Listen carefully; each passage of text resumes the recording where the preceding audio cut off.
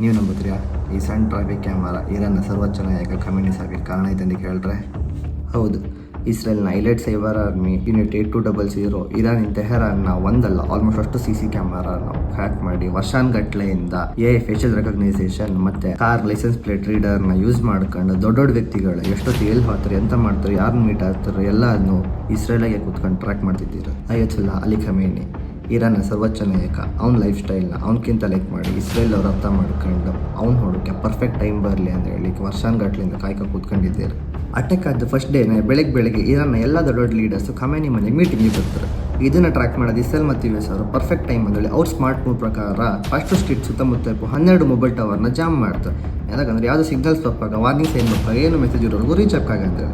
ಅದ್ರ ಜೊತೆಗೆ ಅವರು ಒಂದು ಪ್ರಾಕ್ಸಿಯಿಂದ ಇವ್ರು ಮೀಟಿಂಗ್ ಮಾಡ್ತಿರೋ ಬಂಕರ್ ಲೊಕೇಶನ್ನ ಕನ್ಫರ್ಮ್ ಮಾಡ್ಕೊಂಡು ಅಟ್ ಅ ಟೈಮ್ 30 ಮಿಸೈಲ್ಸ್ಗಳನ್ನ ಇವ್ರ ಲೊಕೇಶನ್ಗೆ ಲಾಂಚ್ ಮಾಡೋರು. ಮುಂದೆ ಅಂತ ಅಷ್ಟು ಮಿಸೈಲ್ಸ್ ಪಕ್ಕಾ ಗುರಿ ಇಟ್ಕೊಂಡು ಅವ್ರ ಕಾಂಪೌಂಡ್ ಒಳಗೆ ಬಿದ್ದು ಸರ್ವೋಚ್ಚ ನಾಯಕನ ಜೊತೆಗೆ 20+ ಲೀಡರ್ಸಿಗೂ ಟಿಕೆಟ್ ಕೊಟ್ಟು ಮೇಲೆ ಕಳಿಸ್ತಾರೆ.